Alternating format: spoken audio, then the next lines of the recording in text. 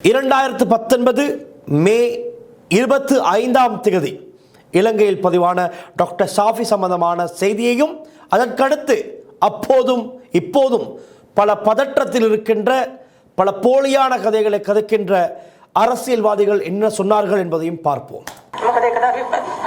Operation केरवे 2011 තුන්වෙනිදා පළවෙනිදා ඒ ශාපි මහත්මයා තමයි doctor තමා කරේ මම දුක් පාවිච්චි කරේ නැහැ ඒ බබා ගත්තට පස්සේ සීසත් කරේ දැන් අවුරුදු 8ක් වෙනවා තවම බබාලා නැහැ මෙලෙස මවුරුන් 50ක් දෙනෙකුගෙන් මේ වන විට මොහොමඩ් ෂාෆි වෛද්‍යවරයාට එරෙහිව කුරුණෑගල ශික්ෂණ රෝහලට පැමිණිලි ඉදිරිපත් වී තිබෙනවා.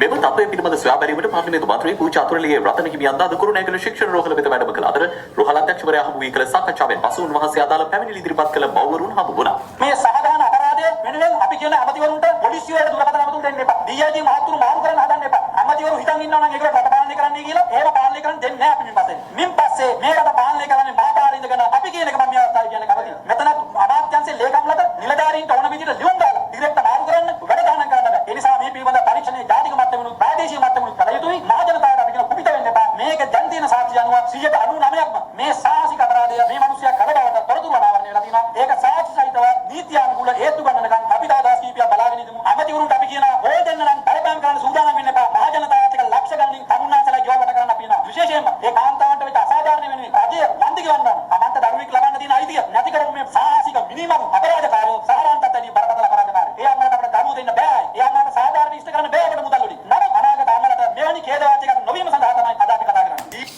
டேங்க அப்பா என்ன வெடிப்பு வெடிக்கிறார்கள் என்ன அவர் தான் அத்துரலிய ரத்ன தேரர். இன்னைக்கு ரத்ன தேரரை காணோம், எங்கு சென்றாரோ தெரியவில்லை. வங்குரோத்தாகி எங்கேயோ மூளை முடுக்கிலே ஒளிந்திருக்கிறார் என்று தான் சொல்ல வேண்டும். இவருக்கும் ஞானசார தேரருக்கும் பாராளுமன்ற உறுப்பினர் உரிமையில் ஒரு பிரச்சனை வந்தது. அது கூட ஒரு கதை இருக்கின்றது. அன்று 2019ஆம் ஆண்டு இந்த டாக்டர் ஷாஃபி விடயத்திலே குருநாகல் போதனா வைத்தியசாலைக்குள் சென்று ஒரு டிராமா, முழுமையான ஒரு திரைப்படம் அரங்கேற்றினார்கள்.